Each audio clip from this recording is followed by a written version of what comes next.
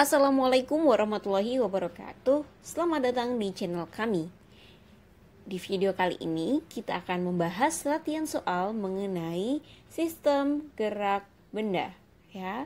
Sebelumnya jangan lupa subscribe dulu channel ini. Kalau ada yang ingin didiskusikan silahkan tulis di kolom komentar ya.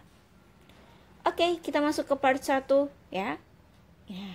Ini mengenai benda ya. Benda itu bisa dikatakan bergerak apabila yang mana nih? Ya, kita bisa mengatakan bahwasanya benda tersebut bergerak apabila ada perubahan posisinya. Jadi dia berpindah ya dari suatu titik ke titik yang lain. Kalau untuk kecepatan tetap nggak harus ya. Kalau misalkan dia kecepatannya berubah itu boleh. Nah, yang B kecepatannya berubah-ubah. Apakah benda yang kecepatannya tetap itu tidak bergerak? Enggak ya. Jadi bisa kecepatannya tetap atau kecepatannya berubah.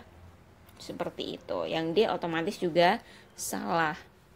Itu untuk soal nomor 1. Sekarang kita lanjut ke soal yang nomor 2. Soal nomor 2.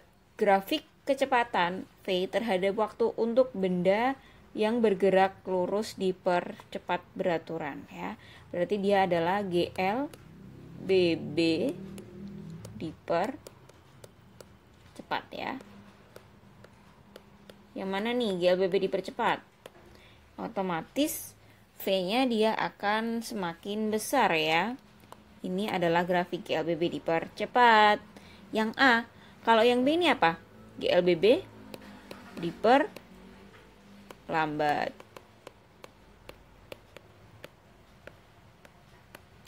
Kalau yang C, nah yang C ini adalah GLB. Gitu ya, itu untuk grafik GLBB dipercepat maupun GLBB diperlambat. Oke, sekarang kita akan lanjut soal yang nomor 3. Masuk soal nomor 3. Ya, sebuah mobil melaju menuju sebuah gerbang. Apabila pengamat berada di dalam mobil ya, jadi ini ada mobil. Dan di sini ada pengamat, gitu kan. Pernyataan yang benar berkaitan dengan gerak relatif ya. Dia mau berangkat ke gerbang nih. Gerbangnya itu adalah gerbang apa? Nggak tahu ya, gerbang. Oke. Pengamat yang A, pengamat bergerak terhadap mobil. Apakah iya pengamat berpindah bergerak dari mobil? Tidak ya. Oke, yang A tidak. Yang B, apakah pengamat bergerak terhadap mobil dan gerbang? Dia tidak bergerak terhadap mobil. Yang C, apakah pengamat bergerak terhadap gerbang? Ya, tentu karena dia menuju ya, sedang melaju menuju gerbang tersebut. Yang D, apakah mobil diam terhadap gerbang? Tidak ya, karena dia sedang OTW mendekati gerbang. Berarti dia nggak mungkin diam. Itu untuk jawaban soal nomor 3. Kita lanjut soal nomor 4. Gerak sebuah benda bersifat relatif. Pernyataan ini dapat diartikan bahwasanya yang mana ini? Nah, untuk soal ini tuh kita butuh ketelitian. Ya, kita butuh ketelitian. Dibaca secara seksama. Ya. Kalau benda yang bergerak itu ya, dia itu bisa gitu kan bergerak terhadap suatu titik acuan. Tapi dia juga bisa dikatakan diam terhadap titik acuan yang lain. Karena inilah yang dikatakan benda relatif, tergantung POV-nya. Apa itu POV? Point of view atau sudut pandangnya. Dari mana acuannya berada. Gitu ya. Berarti untuk soal nomor 4 ini jawabannya adalah C. Lanjut soal nomor 5. Sebuah kelereng digelindingkan dari bagian atas bidang miring. Ya, berarti di sini ada bidang miring. Kemudian ada kelereng yang lagi digelindingkan. Ops, kok kayak terbang nih ya. Anggap aja lurus ya. Dia diturunkan. Nah, kalau seperti ini bagaimana geraknya? Apakah dia gerak lurus beraturan? Tidak, karena V-nya berubah. Apakah dia gerak diperlambat?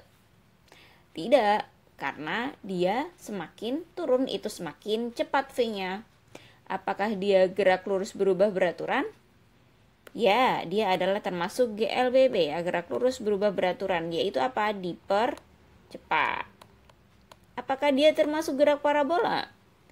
Enggak ya, karena kalau gerak parabola itu dia lintasannya melengkung ya. Kayak parabola kalau kita menendang bola. Jadi itu untuk jawaban soal nomor 5. Kita lanjut soal nomor 6. Berikut ini pernyataan yang benar adalah jarak sama saja dengan perpindahan. Kita perlu tahu dulu nih, ini antara jarak dengan perpindahan. Kalau ada dua garis ini ya, kemudian ini garis yang berwarna merah begini.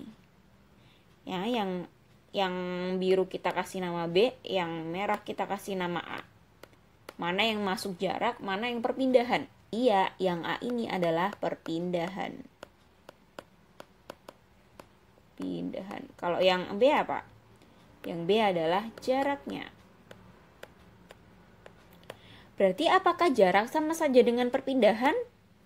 Tentu tidak ya, tentu tidak. Jarak dan perpindahan itu berbeda. Apakah jarak dapat lebih besar dibandingkan dengan perpindahan? Kita lihat nih ya, panjang lintasannya.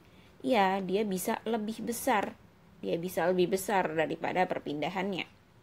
Apakah perpindahan pasti sama dengan jarak? Ya, ini sama kayak pernyataan nomor 1 ya, salah ya. Apakah perpindahan maksimum sama dengan jarak? Iya ya, perpindahan maksimum. Apakah iya sama dengan jarak? Belum tentu ya, belum tentu. Bisa aja perpindahan sama, tapi bisa aja berbeda. Maka dari itu jarak dapat lebih besar dibandingkan dengan perpindahan. Karena lintasannya dia lebih panjang. Itu untuk soal yang nomor 6. Sekarang kita lanjutkan soal nomor 7. Soal nomor 7, sebuah benda bergerak ke kanan sejauh 300 meter. Oke, kita gambarkan dulu ya. Ke kanan 300 meter. Kemudian dia berbalik ke kiri, berarti dia berbalik arah ya, sejauh 100 meter. Namun benda tersebut bergerak kembali ke kanan. Oh, ini agak pelin-pelan ya ini ya, balik lagi ke kanan ya. Sebesar berapa? Di bawahnya aja. Sebesar berapa? 200 meter. Nah, yang ditanya adalah besar perpindahannya. Berarti kalau perpindahan itu yang mana? Kita tarik garis yang dari sini ya. Dari sini sampai sini ya. Ini berapa ini panjangnya ini ya? Oke, berarti kita bisa hitung nilainya 300 dikurangi ya, karena dia berlawanan. Nah, dikurangi 100. Kemudian ditambah karena dia balik lagi ke kanan ya, 200. Nilainya berapa? 300 kurangi 100, 200 ditambah 200, 400. Jawabannya adalah 400 meter. Gampang ya mengenai materi perpindahan dan jarak ini ya. Oke, kalau gitu kita lanjutkan soal nomor 8. Soal nomor 8, sebuah mobil bergerak dengan kelajuan konstan sebesar 15 meter per sekon. Berarti di sini ada apanya? Kelajuan itu dilambangkan dengan huruf V ya, V-nya. Bentar. Nilai V-nya adalah 15 meter per sekon. Jika mobil menempuh jarak atau apa? S-nya sejauh berapa? 22 50 ya. 22 50 meter. Nah, sekarang ditanya lamanya. Lamanya itu berarti apa? Waktu atau T. Baik, kita jawab. Rumusnya adalah V sama dengan S per T ya, atau T sama dengan S per V, sama aja. V-nya 15, S-nya 2250, T-nya ditanyakan. Berarti berapa nilai T-nya? Baik, mari kita coret-coret ya. 2250 sama 15 dicoret jadi berapa? Iya ya, 225 itu kan 15 ya. Kalau dibagi 15 jadinya 15. 15 ke 15 2250.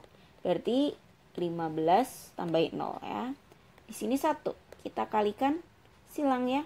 Jadi T-nya adalah 150.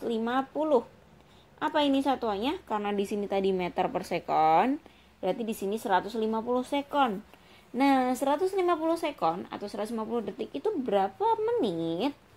Oke, 150 dibagi dengan 60. Berapa nilainya?